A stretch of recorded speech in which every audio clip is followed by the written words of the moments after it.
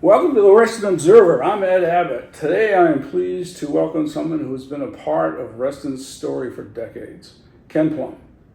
Ken and I have known each other since Stephanie and I moved to Reston many, many years ago.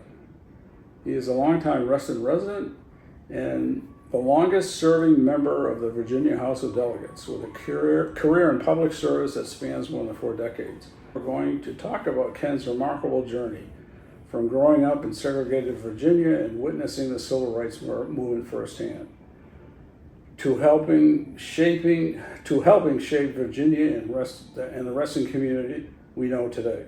Ken, thanks for joining me. Well, Ed, thank you, and thank you for doing this podcast. I find as I go about town, we know each other because we've been around a long time, but there are an awful lot of people I don't know because there are an awful lot of people that moved here in recent times, and it's really kind of important to appreciate the community, to understand maybe a little bit where we're coming from. Gee whiz, when I came to Northern Virginia in 1967, it was quite a change for me because I grew up in rural Virginia, down in the Shadow Valley. Mom and Dad had no public schooling at all. Mom had a couple of years of elementary school, and I, after some effort, got up the courage to go to college. Well, My family had ever been to college. And I went off to Norfolk College of William and Mary. so what did your parents do? Were they farmers or? Mostly farmers in the early years, and then Dad got a job with the Norfolk Western Railroad doing maintenance. Wow. And Mom was a stay-at-home mom. Dad was an excellent gardener, so she would harvest all the crops and stuff and fill up our cellar, not basement, but cellar, because it had no floor in it. And the gardeners would fill up with potatoes. She'd fill up the shelves with jams and jellies and all that stuff. And then some years right before I left, they bought a deep freeze. That was a step forward. Yeah. They would go out in the mornings and pick their peas before the sun came up, shell those things and have them blanched and in the freezer before the sun came up. And when the peas woke up, they were already frozen, ready to wait for just consumption. So coming to, in Norfolk then, where I went to Old Dominion, while it's a city, it didn't have the same urban character as you have in Northern Virginia. But I came here as an intern teacher from the University of Virginia. After I got my bachelor's degree at Old Dominion, I went to UVA in a master's program that got me teaching credentials as well as an internship. Now, I did that because having a degree in history and political science, I found there weren't many job openings for historians or political scientists. But this thing with UVA worked out really well because I got placed up here in the Fairfax County school system, public schools. And after 15 months of study at UVA, I got my master's degree, and I stayed home for 30 years with the school system. This contrast was sharp between when I grew up and then what I was finding when I got to Northern Virginia. Because you see, I started working for the school system in 1969, full time. And the schools had been desegregated only in the early 60s. Yeah. And when I grew up, there weren't any black people in the neighborhood, and there weren't any black people really much in our county. And the only time I knew anything about black people was that when the little bus that picked me up to take me to school stopped at a transfer point to go to the high school, a little jitney bus, small little bus went by with some black kids in it. They were taking them off the Luray for that. It's a segregated situation. No blacks in my school. Yeah. They were taking 12 miles down the road for whatever the thinking was, the purpose then of segregation that made it work. And then, of course, when they finished there, they had to go off to Manassas for their high school. So it was kind of crazy. It's a crazy system. Never made any sense to me, but I didn't have any direct connection with all that. My experience in Norfolk was very different because the Norfolk College of William and Mary, that is now Old Dominion, didn't have any dormitories. So I got the low rent place, which was the street, on the side I was on was the white side, and the other side of the street was the beginning of the black community. And I got to know and work with a huge number of black people, which again further confused the matter about what this segregation stuff all about. So I've had two careers, one with Fairfax County Schools, and then one, of course, that you mentioned in the elective office.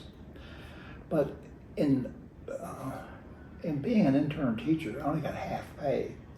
So to make up my pay, I taught night school. Well, night school were people who had dropped out of school. And they were the most wonderful people.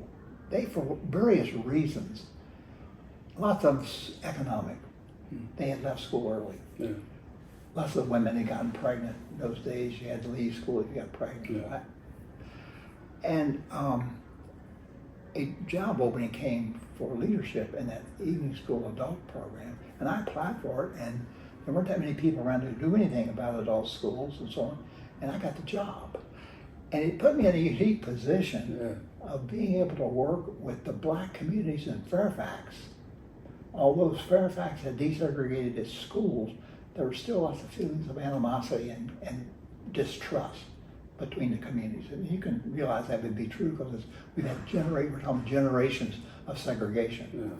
So we would take our evening school programs and so on into the black communities anytime we could get an invitation, and I would actively work to seek invitations to do that.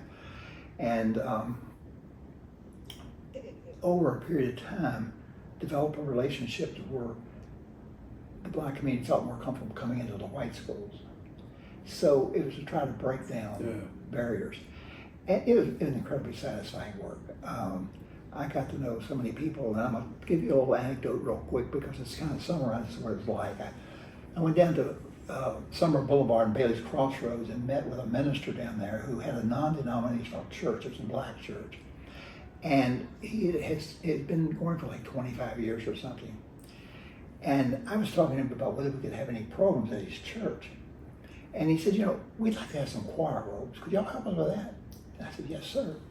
So we borrowed a bunch of sewing machines, put them in his church basement with extension cords running all over the place. And we were teaching basic sewing using the choir robes as a subject, okay? But I said to him, now, Reverend Marshall, I want you to know we're happy to do this. But we also have programs available. We got ways that adults can finish high school. And we got a lot of vocational programs we help people get into. At the end of the conversation, he said, Mr. Plum, I want to tell you something. I've never finished high school. Could I finish high school? I said, yes, sir. So we put the tutors working with him, got him through the GED, the high school equivalency. He immediately enrolled at North Virginia Community College, got an associate arts degree, immediately went to George Mason University, and graduated from George Mason University. Went on to American University, didn't graduate, but he simply took some courses. Now what's amazing about this story is he started at age 50. Now, from my perspective, and from the public school perspective, I knew that anybody on Summer Boulevard who had something bad to say about the school, Reverend Marshall was going to straighten them out. He's going to be saying, those people aren't all bad. And it was instances like that where it gave me an opportunity to get to know the broader community and to be involved in it. Now, when I moved to Reston, to be absolutely candid with you, while I knew about Reston and what Bob Simon had in mind with the Reston community, I moved because they built some houses that were an excellent deal. It was a really good real estate deal. And only then I moved here did I realize, oh my gosh, what a wonderful place. Because, Bob Simon, when he had a lot of money left over when he sold Carnegie Hall, looking for a place to invest, this place called then, this farm, Sunset Hills Farm, owned by the Smith-Bowman families, was the biggest hunk of land he could find. It was almost 7,000 acres. He bought 6,700 acres of it. That's a place to start a new town. And were the Bowmans the owners of the Bowman Distillery? Yeah. Well, what they did with this farm was they farmed. They raised cows, and it had the largest dairy farm in Virginia. They also raised corn. Now, there's only so much you can do with these products Yeah. moving around. So one of the things you can do is you can turn the corn into whiskey. And that's what they did. Yeah. So the Smith-Bowman Virginia Gentleman Yeah. liquor was made right here in Reston. But Simon's idea, and he bought everything except the distillery. He didn't buy that piece of it. And you can still see the remnants of what had been the Wheelie Town Hall, which preceded Simon's buying the land, away from Reston Town Center, just off of Reston Town Center. And there was a new group of townhouses being built in there now. So he had in mind a new concept of a community with a lack of dispersing of barriers and community and believing in community and all that. And this was before there was a fair housing law. That's what made this so amazing. That this fellow, and I talked to Mr. Simon many times on many issues. His motives were pure. I mean, he simply wanted a different way for people to be able to live. And the working place stuff, he believed in that stuff. Yeah. And now, when my wife and I visit European countries, as we try to do most every year, we can appreciate so much the town square and the whole idea, all that, and you can see what that's about. And we stay in hotels downtown on the town square and all that, and you can appreciate what Reston's about. Well, my golly, this man advertising in the Washington Post that black people would come here and live. And that sounds to people today like, well, why would you do that? The answer was it was so revolutionary an idea that you would have it, because previously laws had prohibited that sort of thing. Written in the law, it was prohibited. So I was pleased to move into the community and become very appreciative of what he proposed in Reston. I chaired the Community Action Board, which was the early effort coming out of the Johnson's New Society. That's a way to involve the community and development of community. So you were teaching at Fairfax County school systems at this Yeah, point? I taught in Fairfax County schools really just a couple of years because I immediately went into this administrative role with the school stuff. Okay. So I did teach a couple of years, but this administrative role came available that wasn't something I had prepared my career for. It was just something like, oh my gosh, what an opportunity. And candidly, the superintendent and the school board really, without us discussing it, seemed to be very supportive of what I was doing, because it in effect accomplished something that they had also wanted to accomplish. So it was the case then that the career in Fairfax County schools was really exciting, and at the same time I was working in the broader community of Fairfax County, I was having this experience of living in Reston.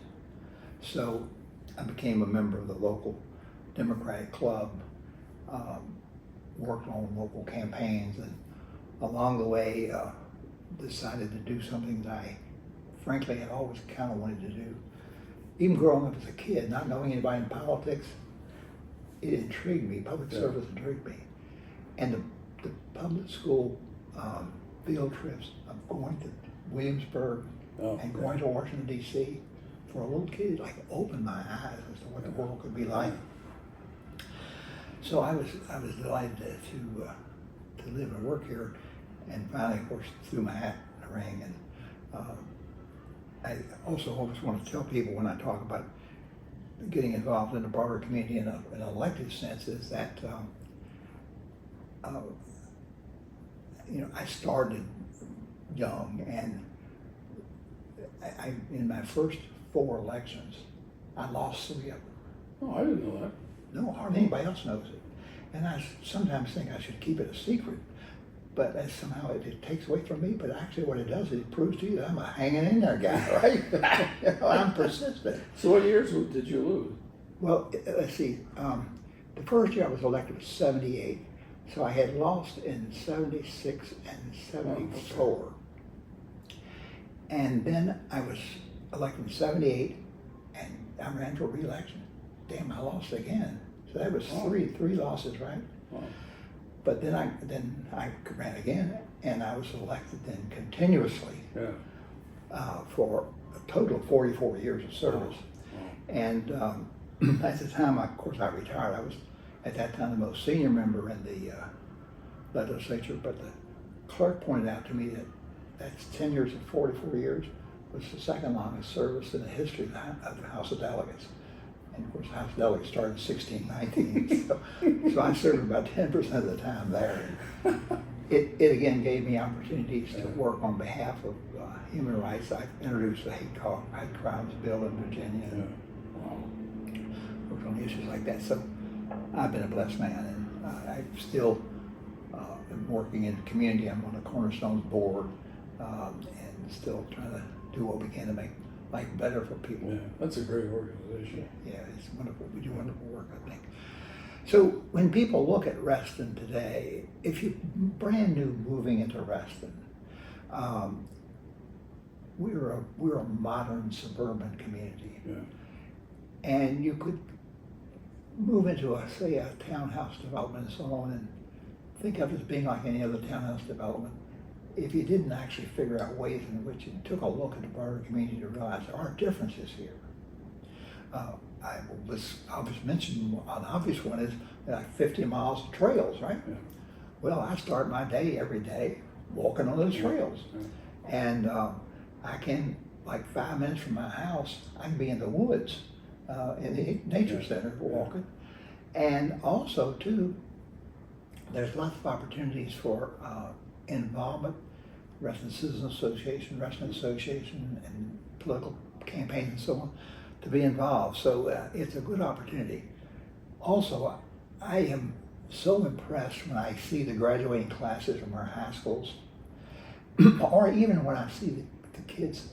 I actually probably see the kids in the elementary schools more than I do the high schools, because the teachers sometimes have old guys come in and read to the kids, and I like doing that.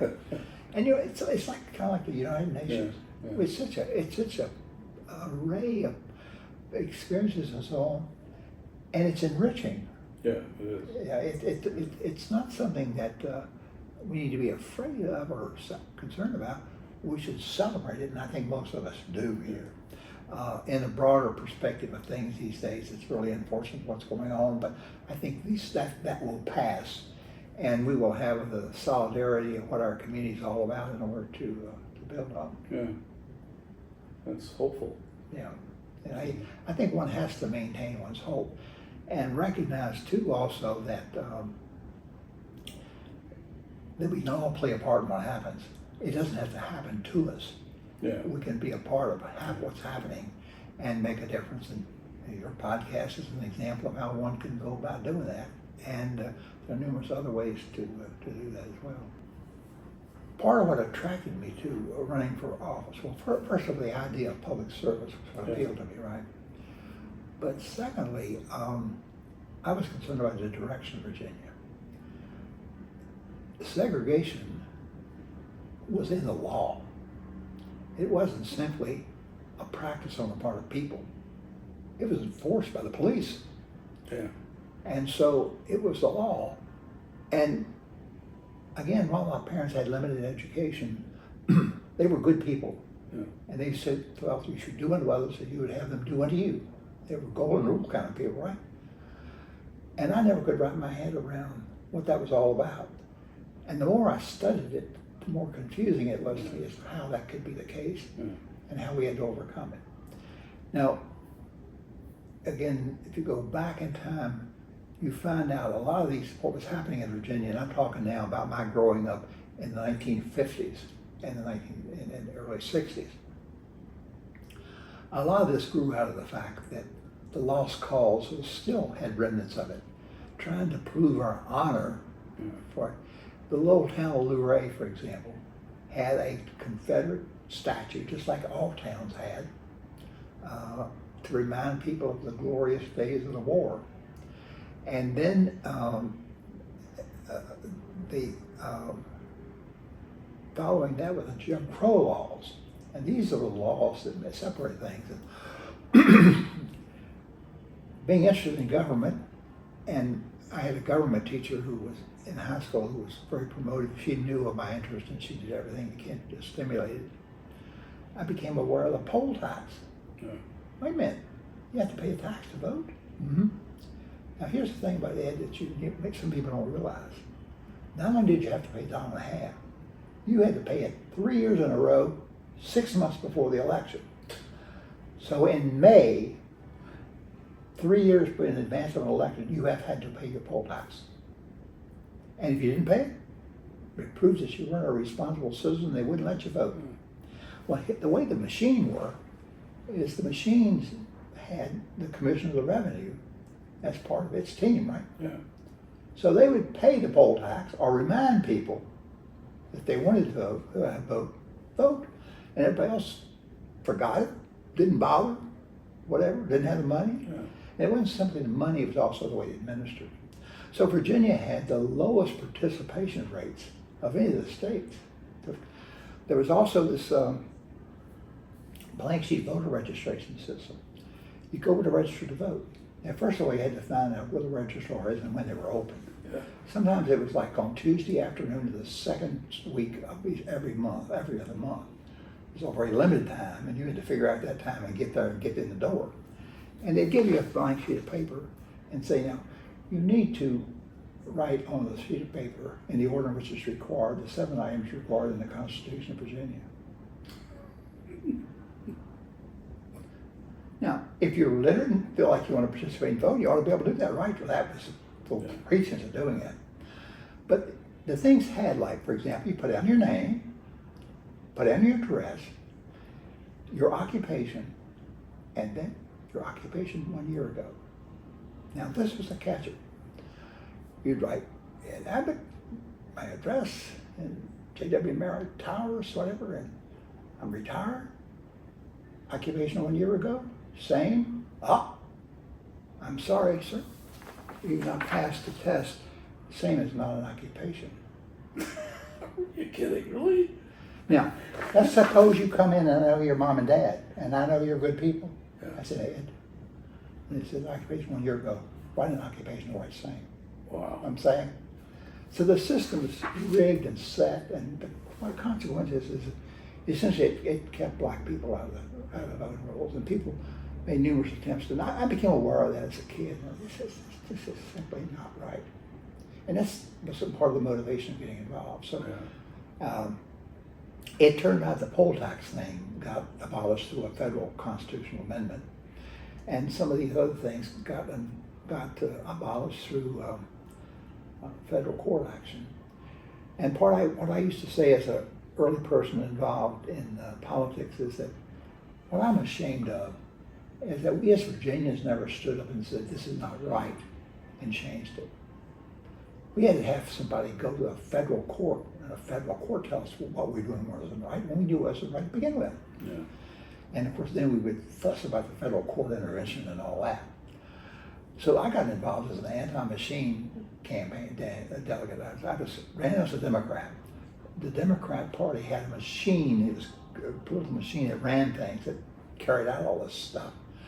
And I ran as an anti-machine candidate, and went to Richmond as kind of an outsider. First of all, I was from Northern Virginia. And in Richmond, they said, they didn't give much credence to the crazy people in Northern Virginia anyway. But over time, chipping away, as more and more people moved into the state, Yeah. as federal court actions occurred, as people like Bob Simon showed up, you started having that change in how things were done. And, to the degree that I was able to play just a small part in that, I was delighted with that. But a group of ladies called the Concerned Women of America, who used to come to see me, and they were always promoting really a conservative agenda. And they knew I was kind of an uphill person to deal with. They would always end our conversation by saying, could we pray together? Well, I wasn't going to say no. So they'd say their prayer, and I'd say to them, you know how I figured out how to vote? Well, how do you figure out how to vote? I tell you to myself, what would Jesus do? Because I think if we applied that rule, what would Jesus do? And I don't know who your spiritual leader might be. If you apply that rule, all religions recognize we do unto others as you have them do unto you. And so these laws and so on that we've been upholding, they're bad laws. We've got to get rid of these things, right? And over time, it's evolved to do that. And again, in Northern Virginia, we've been kind of unique in that we've had an influx of people from other circumstances, backgrounds, and other places in the world that give us a whole different perspective. And it's one of the beauties of living here and what gives me great pleasure to live here and have served here. So in 2002 and 3, it became obvious to me, much to my dismay, my body wasn't going to last forever. And I realized, gee, I can't continue to do this. I'm going to have to give it up. Yeah. And so reluctantly, I retired, but I said to people, my heart's still in it, but the rest of my body says you have to quit. Yeah. I tried to quit and realized, oh, I just can't totally quit. So I don't go to Richmond in the wintertime anymore. Yeah. But around here, I still try to do what I can to make a contribution. Yeah. So, looking ahead?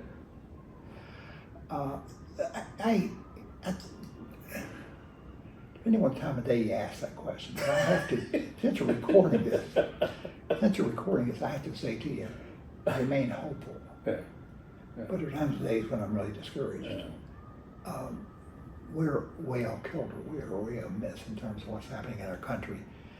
And I don't see it's purely a partisan thing. It really, it goes beyond partisanship to like good judgment, sanity, and righteousness, and all that stuff. So I hope to live till we get past where we are now. Please, Lord. I don't want to leave. I don't want to go out on this note. So do you have anything to say to the people in Reston about what they should do to improve things from where they stand now? Yeah. I don't think we can be too selfish. I don't think we can say that let's just live our life here and be comfortable. Which is easy to do. Which is easy to do. And, there's not much threats to your safety and well-being in Fairfax County and so on. But I think we all need to have a broader vision of mankind. And so I could have gotten a job in Page County and got minimum wage and stayed there, but I got out of there and I got here, and I still think there's a broader vision. Yeah. So I suggest to people that there are coming up this fall. There are several safe elections in Northern Virginia and congressional races and so on. But if we really wanted to change the Congress, we could just look just a little further down the road and realize there are other races in which we can either contribute our money, our time, or whatever to change the complexion of the Congress, to change the way the government is run. We can point out the one individual in the executive and say what an unfortunate person he is and so on. But damn it, the Congress is going along with so much of this stuff. So in this midterm coming up, we have a chance to make a change in that. So we want to elect good people from our community, but I think we also want to contribute to electing good people at other places. That's great. I really appreciate this. This is great. Well, I'm a man who feels a lot of gratitude. Yeah. The community has been good to me. When I left work for Fairfax County Schools, and there are numerous programs I can tell you about it where we tried to extend school services into communities, and I worked primarily with children who couldn't make it in a regular school. Yeah. So I had worked in alternative schools and so on. So when I left there, retiring at the usual retirement age, because you see, you don't take 30 years of public school and 44 years of legislative service and add them together, get 74. You don't do that. That's a long time. It's 105. Yeah. They overlap. So some of the time when I was in the legislature, I was also working for the school system yeah, I take time without pay, and the legislature paid me enough to just offset that, and so that worked out okay. But they called me and said, we want to name a school building for you. And I said, well, I thought you'd be dead for that time. And I said, no. So over on Edsall Road in Alexandria, there's a Fairfax County school named Plum Center for Lifelong Learning. Oh, wow. And that's a place where celibate kids who don't make it to regular school can find an alternative way to finish out their education. When I went to the celebration for it, they had part of the celebration, they planted a plum purple tree right here by the front door of the place. And I said, in coming generations, there are going to be people say to them, wonder why they named this school after that tree. But anyway, when I left the legislature and the clerk said, you're the second longest serving member, I thought, thank you, Lord, for giving me the opportunity to do that. And if my body and heart and so on would stand it, I'd probably be here a while longer, but we pass it on to other people, and I am blessed. When I went to the legislature, there were like 3 black people in the House of Delegates, and now there are 30-some. And I think, oh my God, this is wonderful. And the other thing about it, the contributions they make are so wonderful. It's a different perspective and so on. Now, I don't know why we should be surprised about that, but for people who find themselves somehow feeling this about other people, they need to stop and think and get to know who these folks are. So, Okay, any final words? Well, I appreciate the work you're doing, and I appreciate the fact that in Reston, the ways in which we can expand opportunities for communication. The Reston Museum does programs every now and then. There are groups like the Lifelong Learning Institute at George Mason University. I teach there periodically. So take advantage of those and gain from the community and contribute to the community. Thanks again, Ken.